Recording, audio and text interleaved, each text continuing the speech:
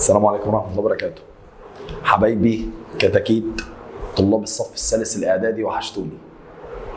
كالعادة زي ما احنا متعودين احنا خلصنا مع بعض الدرس الأول جغرافيا قارات العالم، بعد كده دخلنا على درس تاني ألا وهو تضاريس العالم، والنهاردة بقى يا جماعة هنبدأ تاريخ. يلا بقى نخش كده نشوف التاريخ بيحكي في ايه وبيتكلم عن ايه. فالنهارده يا جماعه ناخد الدرس الاول في التاريخ بعنوان مصر بين المماليك والعثمانيين. ونسمي الله وبسم الله الرحمن الرحيم. يلا بينا. بصوا يا جماعه، طبعا يا جماعه احنا بنتكلم عن ان احنا عندنا ان العالم الاسلامي يا جماعه قال لك ان العالم الاسلامي شهد العالم الاسلامي صراع في اواخر القرن ال15 واوائل القرن الكام ال16. يبقى في اوائل القرن ال16 واواخر القرن ال15 شهد العالم الاسلامي صراع. ماشي، صراع صراع. طبعا يا مستر صراع ما بين كام قوه؟ 3 قوى يا جماعه، 3 قوى بيتخانقوا على الحكم. شهد العالم الإسلامي في أواخر القرن ال15 وأوائل القرن ال16 صراع كبير جدا جدا جدا جدا ما بين كام قوة؟ 3 قوى.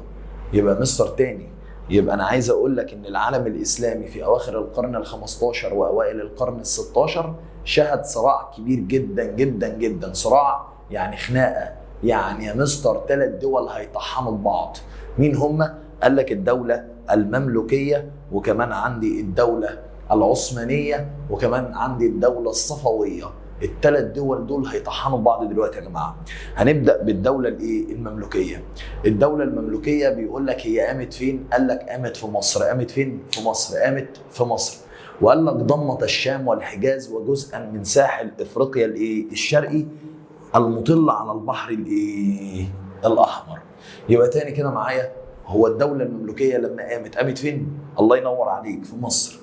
وضمت ايه تاني؟ وضمت الشام والحجاز. جميل. وجزءا من ساحل افريقيا هتقول لي جزءا من ساحل افريقيا الشرقي المطل على البحر الاحمر. انا بتكلم عن مين؟ عن الدوله المملوكيه. يعني الدوله المملوكيه خدت ايه يا مستر؟ اهو خدت الجزء ده كله اللي انا هلونه لك ده، اهو الحته دي كده كلها اهو يا معلم. كل دي كده اللي انا لونتها لك بالاحمر دي كده مستر الدوله المملوكيه احتلتها وخدتها. طيب عايز اقول لك كمان حاجه مهمه قوي. تعرضت الدوله المملوكيه في اواخر القرن ال15 للعديد من الازمات. يعني في اواخر القرن ال15 الدوله المملوكيه تعرضت لازمات كتير قوي. ايه هي الازمات ازمات يعني مشاكل واجهتها، مشاكل كبيره جدا. هي المشاكل اللي واجهت يا جماعه الدوله المملوكيه؟ قال لك في ازمات ماليه وتدهور اقتصادي، وغير كده يا مستر كمان في ازمات سياسيه. اول حاجه عايز اقولها لك وعايز اوضحها لك هي ازمات ماليه وتدهور اقتصادي. تعالى كده معايا وليكن هنشرح لك في الجزئيه دي كده. ركز كده معايا دقيقه. انا هتكلم دلوقتي عن الازمات الماليه والتدهور الاقتصادي. بص يا غالي كده، صلوا على النبي. انا دلوقتي عندي دي كده اهي، دي كده قاره افريقيا، وادي الهند طبعا والدنيا الجميله بتاعتنا، واحنا ماشيين واحده واحده مع بعضينا. ادي مصر. طيب بصوا يا جماعه، دي طبعا انت عارف ان هنا اوروبا، وعارف ان هنا الهند. تمام. اسالك سؤال دلوقتي، اي تجاره كانت بتيجي من اوروبا رايحه للهند، اي دوله اوروبيه كانت بتبعت مثلا تجارتها من اوروبا رايحه للهند، كانت لازم تعدي عن طريق مين؟ عن طريق مصر. هتقول لي ازاي يعني يا مستر؟ هقول لك يا حبيب قلبي، هنا كده كانت في قناه اسمها قناه السويس. هنا كده في الحته دي اسمها قناه السويس. فاي اي دوله اوروبيه بتبعت تجارتها كانت بتمشي من اوروبا هنا كده يا جماعه، من اوروبا، وتخش كده عن طريق البحر ده؟ البحر المتوسط. تمام. وهنا البحر الاحمر. فكانت بتمشي عن طريق البحر المتوسط، تخش في قناه السويس كده من اوروبا، بحر متوسط، تخش عن طريق قناه السويس بحر احمر، وتروح للهند. ده طريق قصير جدا وكان بيسهل لها امورها.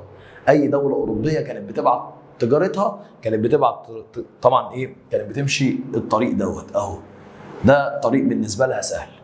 ولكن يا مستر مين اللي كانت قاعده في مصر؟ قال لك اللي كانت قاعده في مصر هي الدوله المملوكيه. عايز تقول لي يا مستر ان دوله المماليك كانت قاعده في مصر؟ فيا جماعه اصبح عايز اقول لك انا ان اي تجاره يا مستر اي تجاره ايه يعني؟ اي تجاره بقى بتيجي تعدي اهو، بص كده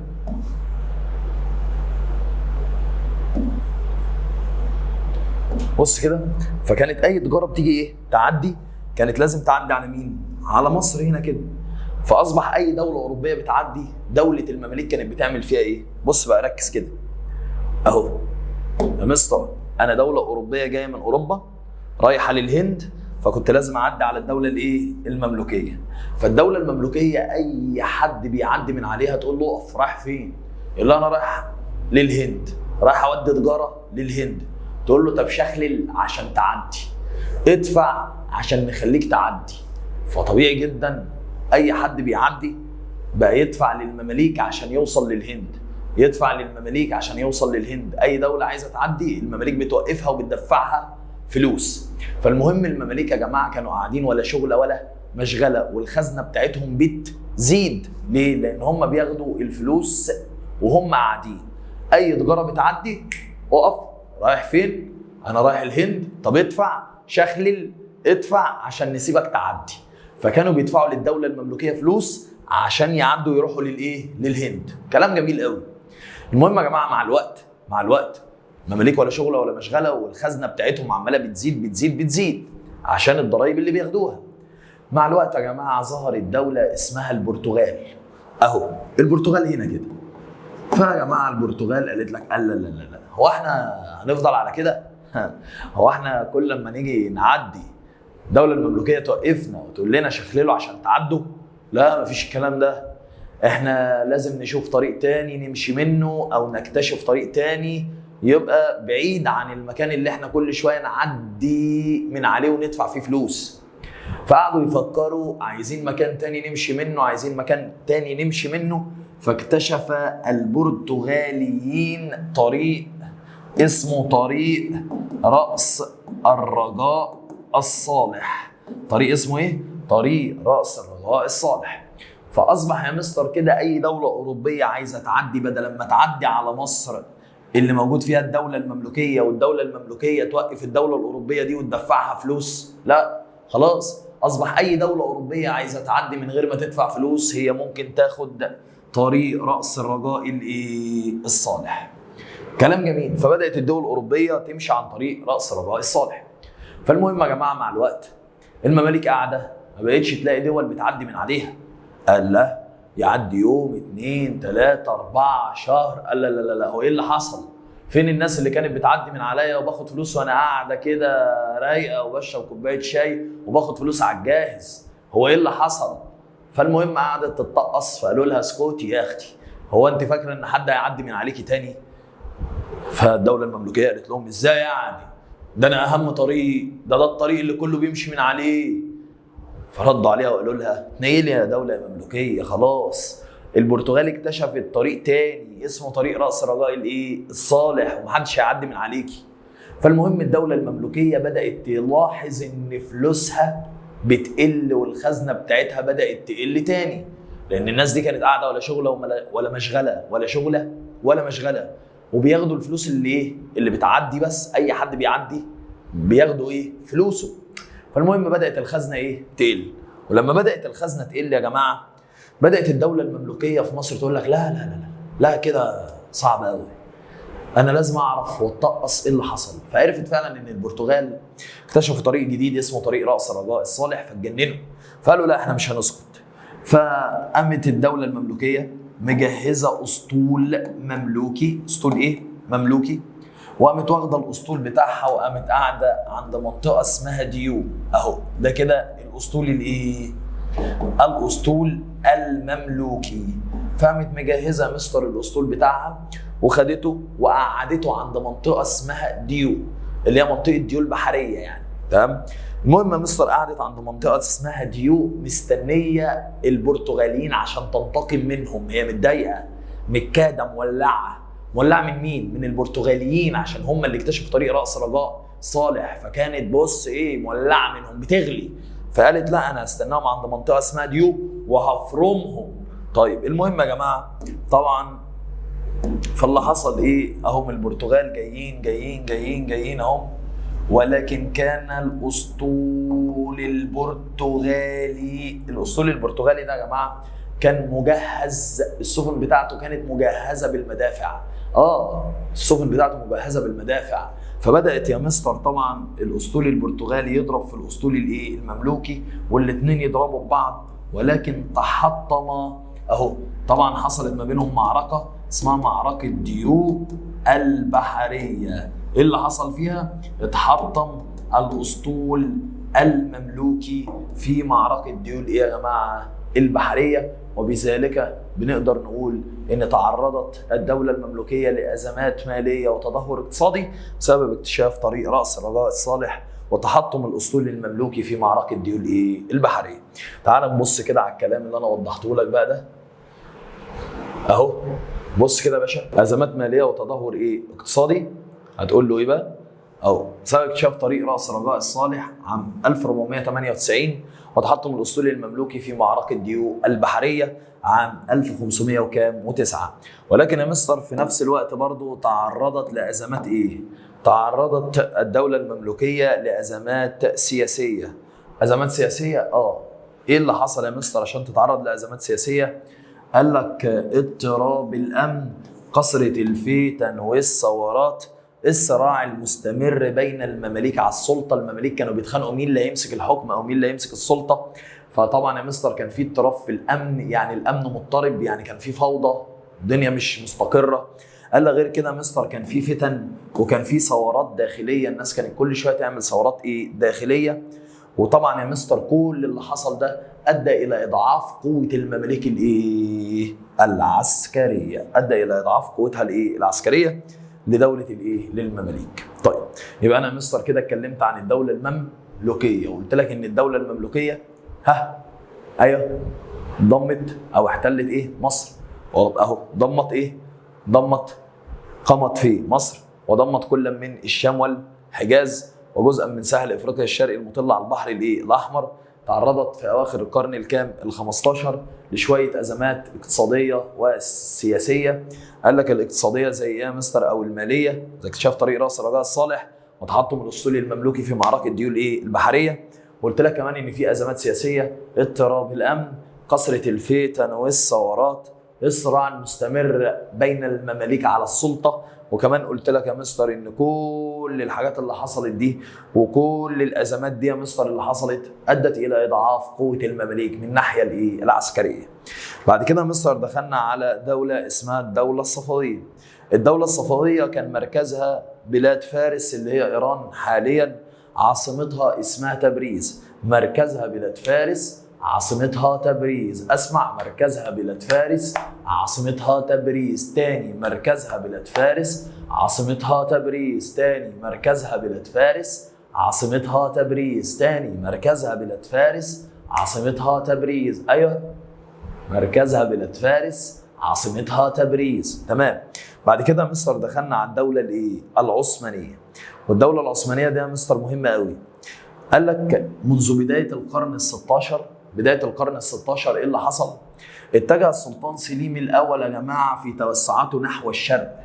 يا مستر يعني اول لما بدا القرن ال16 بدا سليم الاول ياخد بعضه كده ويتجه ناحيه الشرق. فانا هسال سؤال مهم قوي، وهو بيتجه ناحيه الشرق يا مستر اصطدم بكل من، يعني اثناء تحرك سليم الاول ناحيه الشرق اصطدم بدولتين. ايه هما الدولتين دول؟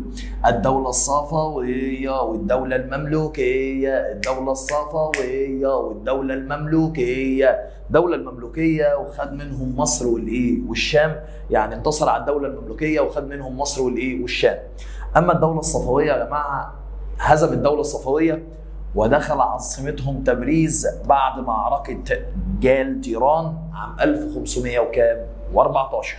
يا مستر ممكن توضح لي الجزئيه دي؟ عينيا. بص يا حبيب قلبي، ركز هنا كده، هنكبر برضو الحته دي كده، تعالى هنا كده. بص كده يا باشا، انا بقول لك ان في بدايه القرن الكام؟ في بدايه القرن ال16 صح؟ مين اللي كان موجود؟ سليم الاول، ده قائد عثماني، اتجه ناحيه الايه؟ اتجه نحو الشرق، يعني هو راح ناحيه الشرق، وهو رايح ناحيه الشرق اصطدم بدولتين، اصطدم بكل من، اسمع، اصطدم بكل من، اصطدم بكل من، مين يا مستر اللي اصطدم بيه؟ قال لك اصطدم بدولتين، مين هم يا مستر؟ الدوله المملوكيه، قول يلا معايا، الدوله المملوكيه والدوله الصفويه. الدولة الصفوية، دولة مملوكية ودولة ايه؟ صفوية. الدولة المملوكية لما اصطدم بيها السلطان سليم الأول دخل معاه في حرب وخد منهم مصر والايه؟ والشام، ايوه احتل منهم مصر والشام، خد مصر والشام. اما الدولة الصفوية يا جماعة، الدولة الصفوية بقى يا باشا ركز فيها قوي قوي قوي عشان مهمة. قال لك الدولة الصفوية حصلت ما بين الدولة العثمانية وما بين الدولة الصفوية معركة جالديران عام 1514، وركز فيها عشان دي مستخبية في الكلام بس ممكن تجي لك كصيغة امتحان في المستخبي، فتركز قوي. طيب بص بقى يا معلم، معركة جالديران عام 1514 الأطراف ما بين الدولة العثمانية طبعا وما بين الدولة الصفوية. مين اللي انتصر يا مستر؟ انتصرت اهو، انتصار العثمانيين وهزيمة الصفويين. هزم العثمانيين، بص قال لك ايه؟ انتصر العثمانيين وهزيمة الايه؟ الصفويين. العثمانيين انتصروا واتهزموا الصفويين. وقال لك مش بس كده، ده دخل سليم الأول دخل ايه؟ عاصمتهم تبريز، العاصمة بتاعتهم تبريز. يبقى معركة جالديران كان ما بين مين ومين؟ ما بين الدولة الصفوية وما بين الدولة العثمانية. الاتنين دبوا ببعض يا مستر، ولكن انتصر العثمانيين واتهزموا الصفويين. خد بالك، دخل السلطان سليم الأول عاصمتهم تبريز. طيب كلام جميل قوي، ده بس للتوضيح يعني عشان تفهم أكتر ويبقى للتوضيح بالنسبة لك. طيب تعال نكمل بقى كده موضوعنا. فبيقول لك يا مستر خلاص كده الدولة الايه؟ الصفوية مركزها ايه؟ مركزها بلاد فارس اللي هي ايران حاليا، والعاصمة بتاعتها كانت ايه؟ تبريز. طيب اهو يلا بقى يا معلم، احنا بقى عايزين نعرف ليه اتجه سليم الاول بتوسعاته نحو الشرق. ايه هي الاسباب التي دفعت سليم الاول للاتجاه ناحية الشرق؟ يعني سليم الاول ليه يا مستر خد بعضه وراح ناحية الشرق؟ ليه يا مستر سليم الأول مثلا ما راحش أوروبا؟ ليه ما راحش الغرب؟ ليه يا مستر اختار الشرق إن هو يتوسع فيه؟ هقول لك أنا ليه. اختار الراجل الشرق يا مستر لأن سليم الأول أدرك خطورة التوسع مع الدول أوروبا. مش أنا بقول لك أهو ليه ما اختارش أوروبا؟ يعني ليه ما اختارش يروح الغرب أوروبا؟ وليه فضل إن هو يروح الشرق؟ قال لك لانه ادرك خطوره التوسع في اوروبا. هو عارف ان اوروبا متقدمه من الناحيه الحضاريه ومتقدمه من الناحيه العسكريه، وعارف ان اوروبا متفوقه من الناحيه العسكريه، معاها جيوش قويه، وحضاريا هي متقدمه. فازاي هيروح يواجه اوروبا؟ هو لو راح اوروبا هو عارف ان هو هيواجه جيوش ضخمه جدا واسلحه قويه جدا، هيتفرتك، صح ولا لا؟ فهو كان عارف نتيجه الصدام مع اوروبا ان هو مش هيجي معاهم باي جنيه، يعني مش هيقدر يواجههم خالص. فقال لك لا يا عم، انا خليني اختار منطقه الجيش بتاعها ضعيف وفيها نزاعات وفيها عدم استقرار والدنيا مش متظبطه واسلحتهم بدائيه، فاروح انا ايه؟ احتل المناطق دي.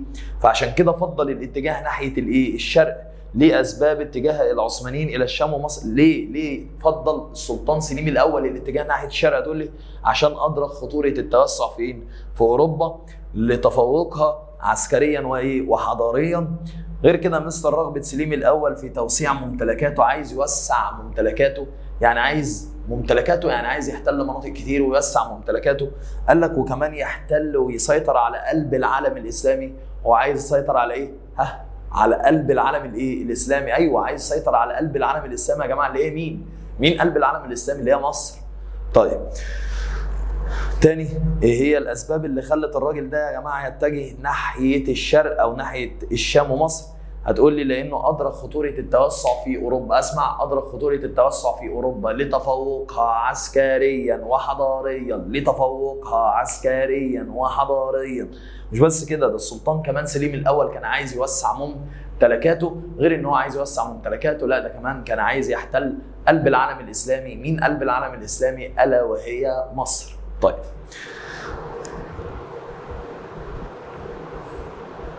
هو عايز يحتل قلب العالم الاسلامي وانا عايز احتل قلوبكم ان شاء الله. طيب، استيلاء العثمانيين على الشام ومصر. بص بقى يا معلم، اتجه السلطان سليم الاول بجيشه الى الدوله المملوكيه، فبادر بالاستيلاء على اماره اسمها اماره ذي القادر المملوكيه الواقعه على الحدود بين الدوله المملوكيه والعثمانيين. فخرج اليه السلطان الغوري اللي هو قنصوة الغوري، تمام، من مصر الى الشام، ودارت بينهما معركه عند ايه؟ عند مرج ضابق. ماشي، كلام جميل قوي، بس انا عايز افهمك كده الدنيا دارت ازاي وايه اللي حصل. تعالى كده نكبر الحته البيضه دي ونشرح فيها. بصوا يا جماعه، العبيط ده سليم الاول. سليم الاول اهو واخد بعضه وقام رايح لا اماره اسمها اماره ذي القادر. دي كانت اماره مملوكيه. هتقول لي يعني ايه اماره مملوكيه؟ اقول لك يعني تابعه للمماليك. سليم الاول ده راجل ايه؟ عثماني. سليم الاول ده راجل ايه؟ عثماني. سليم الاول ده راجل عثماني، وهو ماشي ناحيه الشرق لقى اماره اسمها اماره ذي القادر، ودي اماره تابعه لدوله المماليك. قام عامل ايه؟ قام محتل اماره ذي القادر، يعني قام بالسيطره على اماره ذي القادر. اهو امشي معاك واحده. فسيطر سليم الاول على اماره ذي القادر. خد اماره ذي القادر، خد اماره اسمها اماره ذي القادر. اسالك سؤال وترد عليا، وده سؤال مهم قوي. مستر، هو راح سيطر على اماره تسمى اماره ذي القادر، فالمهم دي اماره مملوكيه، فهل يا مستر المماليك هيسكتوا؟ قال لك لا طبعا. مين كان موجود في مصر وقاعد في مصر؟ قال لك يا مستر اللي كان موجود في مصر وقاعد في مصر اهي، هنعتبر ان دي كده مصر. طبعا واحد اسمه قنصوة الغوري. قنصوة الايه؟ الغوري. الراجل ده كده يا مستر قاعد، راجل مملوكي اهو، راجل مملوكي وقاعد في مصر والدنيا رايقه. فالمهم يا جماعه، لما سليم الاول راح خد اماره اسمها اماره ذي القادر، ودي اماره تابعه للمماليك، وقام مسيطر عليها، فناس طلعت تجري بسرعه تجري بسرعه. رايحه لمين؟ رايحه لقنصوة الغوري. قنصوة ايه يا قنصوة يا اصحابه؟ فالمهم قنصوة الغوري، يا جماعه في ايه خير؟ عايزين مني ايه؟ انا لسه ما فقتش. قالوا له الحق، في واحد اسمه سليم الاول. سليم الاول ده راح خد اماره اسمها اماره ذي الايه؟ ذي القادر المملوكيه. قال لهم انتوا بتتكلموا بجد؟ هو ازاي يجرؤ ان هو يحتل حاجه تابعه للمماليك؟ جهز لي الجيش يا ابني. طبعا يا جماعه قام مجهز الايه؟ الجيش. اتجنن طبعا، ازاي الراجل يروح يحتل اماره ايه؟ مملوكيه؟ فجهز الجيش اهو. فالراجل جهز الجيش وقام واخد الجيش بتاعه وراح يا مستر فين؟ قال لك في منطقه اسمها مرج ضابق. دي موجوده فين يا مستر؟ في الشام. مرج ضابق فين؟ في الشام. يعني هو راح منطقه تسمى مرج ضابق في الشام. المهم بقى يا جماعه، زي ما انت شايف سليم الاول راح خد اماره اسمها اماره ذي القادر، ماشي، وسيطر عليها. الاخبار وصلت لمين؟ لقنصوة الايه؟ الغوري. فين؟ في مصر. وده كان راجل ايه؟ مملوكي. فجمع الجيش وقام واخد بعضه ورايح عشان ينتقم من سليم الاول، وراح عند مرج ضابق. دي فين؟ في الشام. المهم اول لما وصل بقى، وركز قوي معايا، اتقابل الجيشين. قابل الايه؟ الجيشين اتقابلوا. مين ومين يا مستر؟ قال لك يا مستر اتقابلوا عند منطقه اسمها مرج ضابق. فحصلت معركه اسمها معركه مرج ضابق. معركه مرج ايه؟ ضابق، عام 1500 وكام؟ و16. ما بين مين ومين؟ ما بين الدوله العثمانيه، ماشي، وما بين مين تاني؟ قال لك يا مستر وما بين الدوله المملوكيه. الدولة العثمانية والدولة الايه؟ المملوكية. طبعا يا مستر الدولة العثمانية بقيادة مين؟ سليم الأول. طب يا مستر الدولة المملوكية كانت بقيادة مين؟ قال لك الدولة المملوكية بقيادة، طبعا احنا لسه قايلين قنصوة الايه؟ قنصوة الغوري، قنصوة الغوري، والاثنين دبوا ببعض، سليم الأول وقنصوة الغوري، الاثنين اتخانقوا مع بعض. طب لما الاثنين اتخانقوا مع بعض ودبوا ببعض ايه اللي حصل؟ قال لك رقم واحد هزيمة المماليك وانتصار العثمانيين. طبعا يا مصر اتهزموا المماليك وانتصروا الايه؟ العثمانيين، انتصار العثمانيين وهزيمة المماليك. رقم 2 قال لك أصبحت الشام ولاية عثمانية. يبقى ايه اللي حصل؟ حصلت معركة اسمها مرج دابق عام 1516 ما بين الدولة العثمانية بقيادة سليم الأول والدولة المملوكية بقيادة واحد اسمه قنصوة الايه؟ الغوري.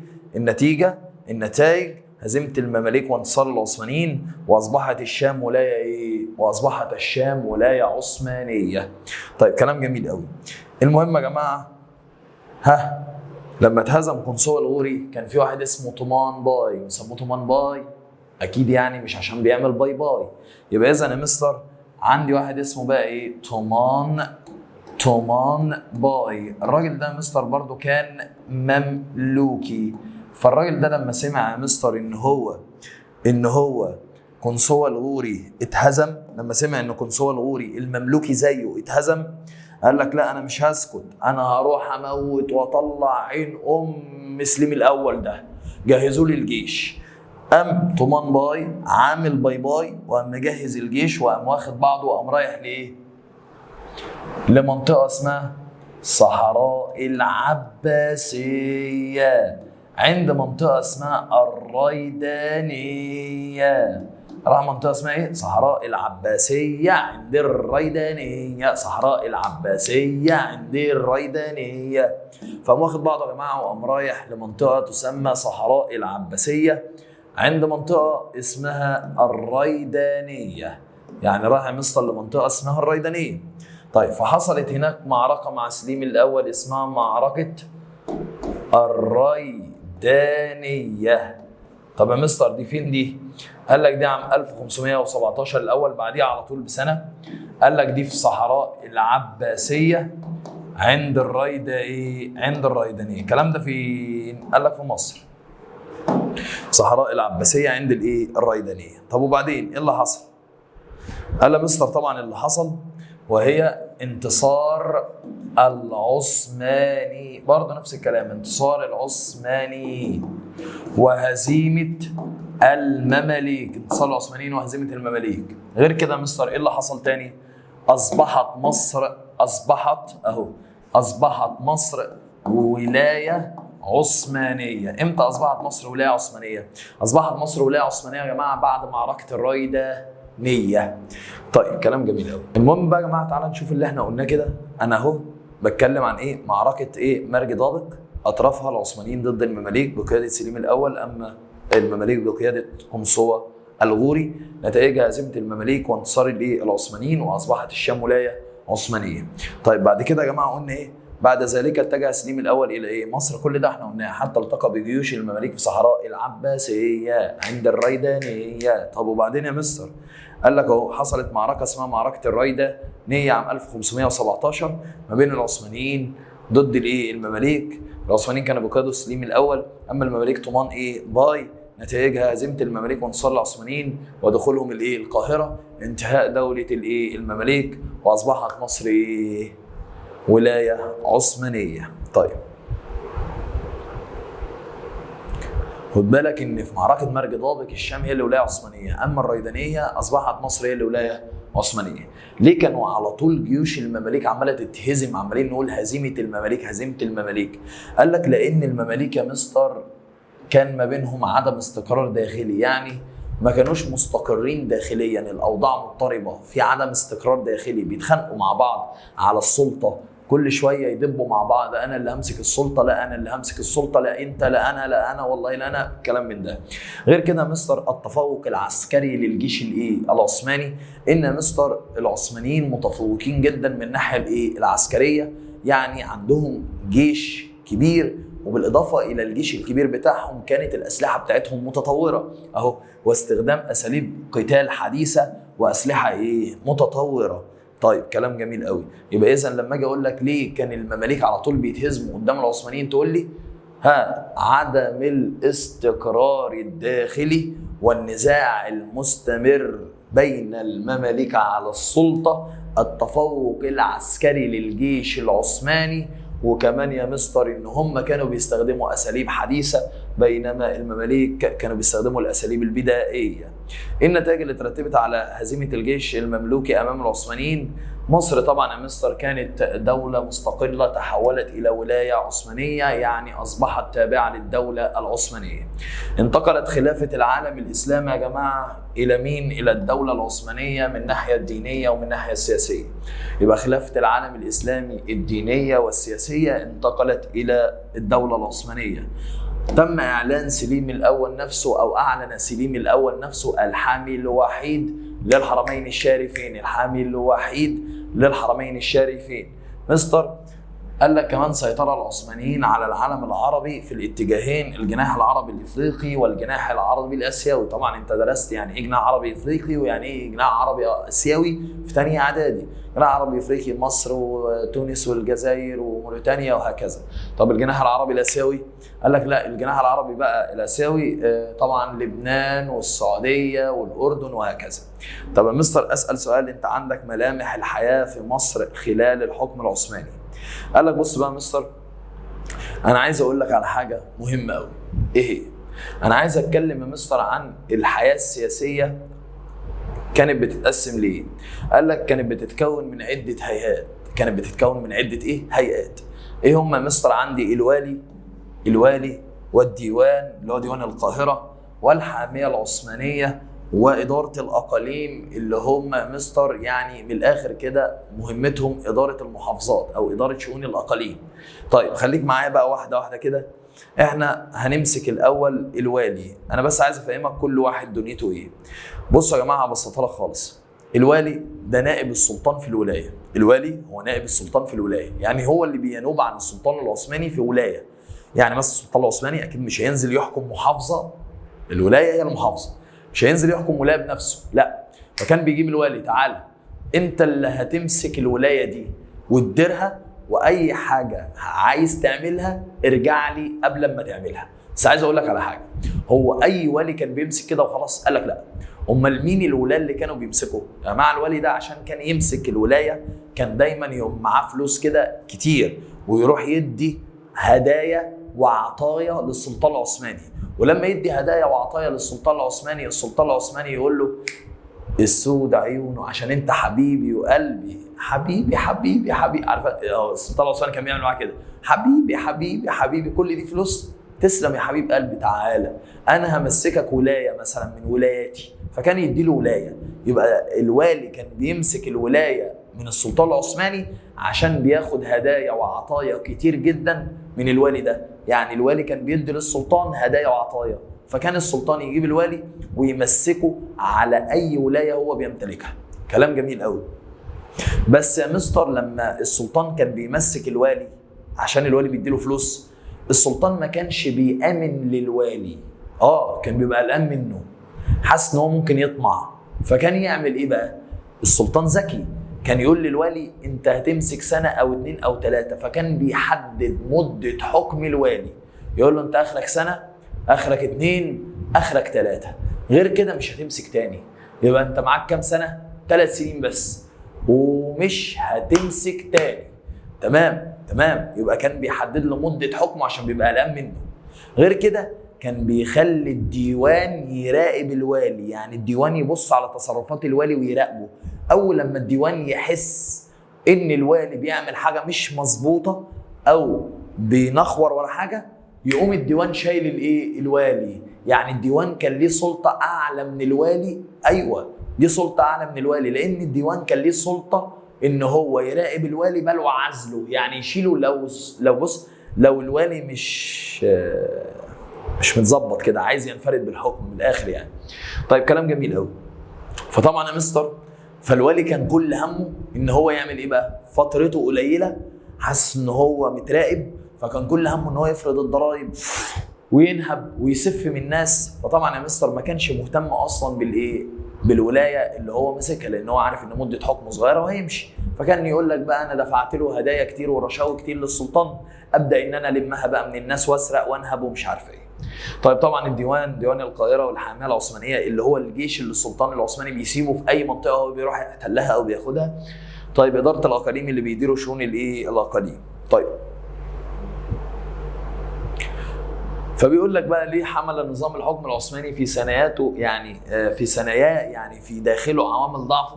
قال لك ده بسبب قصر، لسه كنت بقول لك قصر مده حكم الوالي. ليه النظام ده كان ضعيف؟ بسبب ان الوالي كانت مده حكمه بتتراوح من سنه الى كام سنه؟ الى 3 سنوات. غير كده زياده سلطه الديوان والحاميه العثمانيه. طبعا ده ادى كله الى ايه؟ مع ضعف الدوله اهو، ونتيجه لضعف الدوله العثمانيه، مع ضعف الدوله العثمانيه بدا بقى مستر ناس اسمهم البكوات المماليك. البكوات المماليك اللي هم بيديروا شؤون المماليك. بص، البكوات المماليك اللي هم بيديروا شؤون الاقاليم. مين البكوات المماليك؟ مين كان اشهر بكوات مماليك بيديروا شؤون الاقاليم؟ قال لك من اشهر البكوات المماليك علي بيك الكبير. علي بيك الكبير يا جماعه هو اشهر البكوات المماليك. ماشي. قال لك بدأ بقى علي بيك الكبير يعمل حركة استقلالية يا جماعة، عايز يستقل بحكم البلاد بعيدا عن الدولة العثمانية. يعني كان عايز ينفرد بالحكم، عايز يستقل بحكم مصر بعيدا عن الدولة العثمانية. فبدأ يا مستر يعمل المحاولة دي امتى؟ عام 1768. وبدأ يعمل ايه بقى مستر؟ ايه الخطوات اللي اتبعها؟ بدأ يتحالف مع الشيخ اسمه ظاهر العمر، حاكم جنوب الشام. قام بإخضاع الحجاز لنفوذه، وكده هز مكانة السلطان من الناحية الدينية. تمام. أرسل نائبه محمد بيك أبو الدهب لغزو الشام. وقدر كمان يا مستر علي بيك الكبير إن هو يدخل دمشق، واستطاع دخول دمشق. ولكنه طبعا يا مستر انحاز السلطان العثماني. بص بقى يا جماعة، هل نجحت ولا فشلت محاولة علي بيك الكبير الاستقلالية؟ يعني علي بيك الكبير كان مين دراعه اليمين؟ محمد بيك ابو الدهب. علي بيك الكبير اهو، مين دراع اليمين؟ محمد بيك ابو الدهب. علي بيك الكبير مين دراع اليمين؟ محمد بيك ابو الدهب. محمد بيك ابو الدهب. محمد بيك ابو الدهب. محمد بيك ابو الدهب. ده دراع علي بيك الكبير اليمين. فمستر للاسف دايما الايد اللي بتتمد للشخص بتتعض. تمام. فبنرجع نقول انت بتعض الايد اللي اتمدت لك. ايوه. فعلي بيك الكبير يا جماعه كان صاحبه محمد بيك ابو الدهب، وده كان دراعه اليمين. كان بيثق فيه جدا جدا. ولكن محمد بيك كان طماع، كان بيقول اشمعنى علي بيك الكبير هو اللي يمسك، اشمعنى هو اللي ينفرد وهو يبقى حاكم مصر وانا ابقى دراعه اليمين؟ ليه انا ما سيطرش؟ ليه انا ما احكمش؟ فطبعا يا مستر الطمع خده، فقام رايح للسلطان العثماني، قام قايل للسلطان يا سلطان بقول لك ايه يا سلطان، ايه رايك في اللي يخلي لك مصر ترجع تاني ولايه عثمانيه؟ فقام قايل له بجد والله يا محمد؟ قال له والله انا محمد بيك ابو الدهب، وبقول لك ايه رايك لو رجعت لك يا سلطان حكم مصر من تاني؟ قال له لا، ده انا هديك عينيا، دي اخلع لك عينيا كده واديها لك. قال له خلاص جهز نفسك عشان انا هخون علي بيك الكبير، بس توعدني وعد ان انت لما تيجي وتدخل مصر انا اللي همسك الحكم. قال له عينيا يا عم، بسيطه، غالي والطلب رخيص، بس يلا نفذ. وبالفعل يا مستر انحاز للسلطان العثماني. طبعا محمد بيك ابو الدهب انحاز للسلطان العثماني واتفق معه ضد علي بيك الكبير مما ترتب عليه فشلت حركة علي بيك الكبير، وعادت مصر مرة تانية ولاية عثمانية تحت حكم شيخ البلد محمد بيك أبو الدهب. طيب كلام جميل قوي. بصوا يا جماعة، بعد كده احنا هنتكلم بقى عن الحياة الاقتصادية. لا مؤاخذة يا جماعة. هنتكلم بقى يا جماعة عن الحياة الاقتصادية. ايه بقى الحياة الاقتصادية؟ بنبدأ بالزراعة. يا مستر اي حاجه في ظل الحكم العثماني تدهورت. يعني اي حاجه كانت في ظل الدوله العثمانيه والسلطان العثماني باظت وتدهورت وخربت. فتدهورت الزراعه في ظل الحكم العثماني بسبب يا مستر ان هم طبقوا نظامين، حق الانتفاع ونظام الالتزام. حق الانتفاع يا جماعه بيخلي الارض ملك للدوله العثمانيه، ان الارض ملك للدوله العثمانيه، هنجيب فلاح هنجيب فلاح هنجيب فلاح هنجيب فلاح هنجيب فلاح هنجيب فلاح نجيب فلاح، هنكلفه بزراعه الارض بس ملوش الحق انه يتصرف فيها، بس ملوش الحق انه يتصرف فيها. ان الارض ملك للدوله العثمانيه، هنجيب فلاح هنجيب فلاح، هنكلفه بزراعه الارض، هنجيب فلاح هنجيب فلاح هنجيب فلاح هنجيب فلاح، هنكلفه بزراعه الارض بس ملوش الحق انه يتصرف فيها. تاني، بس ملوش الحق انه يتصرف فيها. تمام، هنجيب فلاح. الارض ملك للدوله العثمانيه، ملك للسلطان العثماني، ملك للسلطه الشرعيه اللي هو السلطان. تعالى يا فلاح ازرع الارض دي، بس خد بالك انت مالكش حق ان انت تتصرف في الارض. ليه؟ لان من الاخر كده الارض ملك للدوله. يعني ما ينفعش السلطان يقول لك انا بموت انا بموت، تعالى يا ابني همضي لك على ايه؟ على الارض. مفيش الكلام ده. الارض مش من حقك، انت مش من حقك ان انت تتصرف فيها. يبقى الارض ملك للسلطان العثماني. تمام مستر. وتم تطبيق نظام اسمه نظام الالتزام لما ضعفت الدولة العثمانية في منتصف القرن ال17. وعايز اقول لك يا مستر ان طبعا تدهورت احوال الزراعة، او تدهورت احوال الزراعة واحوال الريف يا مستر بوجه عام. بسبب طبعا معاناة الفلاح من ظلم وتعسف الملتزم. قال لك الفلاح كان بيعاني من فرض الضرائب على الاراضي الزراعيه وتعسف وظلم الملتزم في يا مستر في جمع هذه الضريبه، في جمع هذه الضريبه. يعني يا مستر بصوا يا جماعه، الملتزم كان بيعامل الفلاح معامله وحشه قوي. مين هو الملتزم؟ السلطان كان بيجيب واحد اسمه الملتزم يقول له انا مش هينفع كسلطان انزل الم الضريبه، فتعالى ملتزم انت انزل اجمع لي الضريبه. فالملتزم لما كان بيروح يجمع الضريبه ما كانش بياخد الضريبه بس يا جماعه، لا ده كان بياخد من الفلاح كارته وبياخد منه اتوات، يعني فلوس ازيد من فلوس الضريبه اللي هو المفروض يدفعها. فطبعا الفلاح ما كانش بيقدر يدفع لانه كان بيدفع الضريبه اصلا بالعافيه، فكان بياخد بعضه ويمشي. طيب كلام جميل قوي. او طبعا يا مستر غير كده كمان اهمال الحكام يا جماعه لتنظيم الري. طبعا ما كانش الحكام مركزين اصلا ولا الري ولا نيله، واهملوا اقامه السدود وحفر الترع. وده ليه يا مستر؟ ده بسبب ان مده حكم الوالي كانت قصيره، فما كانش الحاكم مركز اصلا ان هو يعمل سدود ويعمل ري ويعمل ترع، مش فاضي للكلام ده. هو اهم حاجه عنده الفلوس. أبجني تجدني. الصناعه مصر، الصناعه برضه تدهورت. ليه الصناعه؟ قال لك الصناعه تدهورت بسبب طبعا طبيعي. يعني يا جماعه الصناعه ماده خام، بتحتاج ماده خام، فطالما الزراعه بايظه يبقى الصناعه كمان بايظه، يبقى تدهورت الصناعه بسبب تدهور الزراعه.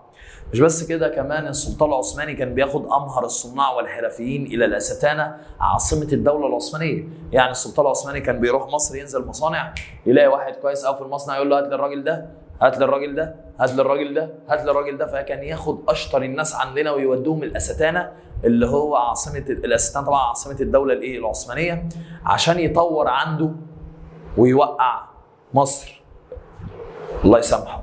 فقام بارسال امهر الصناع والحرفيين الى الاستانه عاصمه الدوله العثمانيه. فاصبحت الصناعه يدويه بسيطه وكانت جميعها رديئه. كلمه يدويه بسيطه يعني كنا لسه بنعمل الحاجات اللي على الايد يا جماعه، اللي هي الحاجات الكروشيه اللي ماما بتعملها في البيت، زي الجوانت، زي الطاقيه اللي هي في السقعه اللي انتوا، او الشراب اللي بيسموه اللكلوك. تمام. فاصبحت الصناعات يدويه بسيطه وكانت جميعها رديئه، يعني تعبانه. يعني هو معلش، يعني مش هشتري انا لكلوك واسيب حاجه زي الجوانت يعني نضيف بقى. مستر انا عندي التجاره هي كمان تدهورت، بس انا عندي نوعين من التجاره، تجاره داخليه وتجاره خارجيه. يا جماعه التجاره الداخليه كسدت. التجاره الداخليه يعني باظت، يعني ما عادتش نافعه، يعني تدهورت باظت. بسبب ايه؟ طبيعي طالما تجاره داخليه مفيش زراعه ومفيش صناعه، الزراعه واقعه، الصناعه واقعه، يبقى اكيد التجاره هتقع. يبقى بسبب تدهور الزراعه والصناعه فتدهورت التجاره. مش بس كده، كمان يا مستر افتقاد الامن، مفيش امن وامان، فاي حد كان بيمشي بتجاره كان يا مستر البدو بيطلعوا عليه يقلبوه. مش بس كده، كمان اهمال الطرق البريه، اهمال الطرق البريه، اهمال الطرق البريه، اهمال الطرق البريه والاغارات المتلاحقه لبدو الصحراء. ايوه يا مستر، الطرق ما كانتش ممهده، تمام، ده حاجه كانت مهمله. غير كده يا مستر كان البدو اللي هم بيقعدوا في الصحراء اي تجاره بتعدي رايحه جايه كانوا يطلعوا يثبتوها ويقلبوها وياخدوا منها كل حاجه. طيب يا مستر التجاره الخارجيه، قال لك والتجاره الخارجيه كمان تدهورت، كل حاجه تدهورت، بس التجاره الخارجيه تدهورت ليه؟ كلنا عارفين وقلناها قبل كده في اول الدرس، بسبب تحول الطريق التجاري بين الشرق والغرب الى طريق راس رجاء الصالح، وده بيسموه عشان لو جاب لك حاجه ثانيه اسمها الكشوف الجغرافيه. اسمها الكشوف الايه؟ الجغرافيه، اللي هو تحول الطريق من الشرق للغرب الى طريق راس رجاء الايه؟ الصالح. غير كده منح الدوله العثمانيه الامتيازات الاجنبيه للدول الايه؟ الاوروبيه. يعني ايه يا مستر منح الدوله؟ الدوله العثمانيه يا جماعه كانت بتمنح امتيازات، كلمه امتيازات يعني تسهيلات. الدوله العثمانيه كانت بتدي تسهيلات كتير جدا لاي حد اجنبي.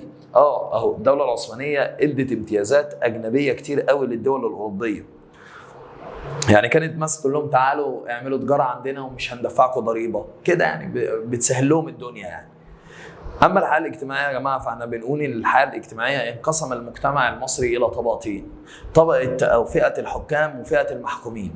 فئه الحكام يا جماعه طبعا اتراك ومماليك، سلطه ونفوذ، عاشوا في عزله عن سائر فئات وعناصر المجتمع. اسمع، فئه الحكام اتراك ومماليك، سلطه ونفوذ، عاشوا في عزلة عن سائر فئات وعناصر المجتمع. إذا يا مستر الحالة الاجتماعية في ظل الحكم العثماني كانت طبقية. أيوة طبقية. ليه طبقية؟ لأن يا مستر كنا بنتقسم لفئة الحكام، ناس معاها وناس مرتاحة، وكمان فئة المحكومين يعني الناس اللي معهاش وقحط. طيب حلو. فئة المحكومين يا جماعة هي انقسمت لطبقتين، طبقة وسطى وطبقة دنيا. الوسطى يا جماعة كانت بتتكون من المشايخ والعلماء والرجال الدين وكبار التجار. أما مستر الطبقة الدنيا ودي كانت الأكثرية طبعا، ناس أغلبيتها فقراء وكحيانين زي الفلاحين وصغار الحرفيين وعامة الناس، ودول عانوا من الفقر والظلم وتفشي الأمراض والأوبئة. طيب مستر اخر حاجه احنا بنتكلم عنها وهي الحاله الفكريه والثقافيه. مستر الحاله الفكريه والثقافيه اتسمت الحاله الفكريه والثقافيه بالجمود والتخلف. كان في جمود وكان في تخلف. طيب ليه يا مستر؟ بسبب العزله التي فرضتها الدوله العثمانيه. يا جماعه كلمه تخلف هنا مش تخلف عقلي يعني، لا، تخلف يعني تاخر. ليه يا مستر كنا متاخرين ايام الحكم العثماني؟ بسبب العزله اللي الدوله العثمانيه كانت عاملاها. الدوله العثمانيه كانت فصلانه عن العالم. عارف انت لما تقعد مثلا 7 سنين في اوضه وما بتخرجش بره، فتخرج تلاقي الدنيا اتغيرت، فتقول ايه يا عم ده، يا نهار ازرق، هو ايه اللي حصل؟ صح ولا لا؟ يبقى دي العزله التي فرضتها الدوله العثمانيه خلتنا يبقى عندنا جمود وتخلف. ولكن يا مستر انا عايز اعرف هي ليه تدهورت اصلا الحياه الفكريه والثقافيه؟ يا مستر تدهور الحياه الفكريه والثقافيه ايه النتيجه اللي ترتبت عليها؟ قال لك ترتب على ذلك هي اهتزاز مكانة الازهر العلميه، ولم يعد يا مصر بص يعني كان كل تركيزه على العلوم الشرعيه، واهمل العلوم العقليه والرياضيات يا جماعه. يعني اقصد اقول لك ان هو ركز تركيز شديد قوي على العلوم الشرعيه، ولكن اهمل العلوم العقليه والرياضيات والطبيعه طبعا. اهو اهمل او اهتم لم يهتم بالعلوم العقليه والرياضيات ولا الطبيعه. يعني مثلا يا مستر ما كانش مثلا يقول لك H2 زائد O تدينا H2O، تمام؟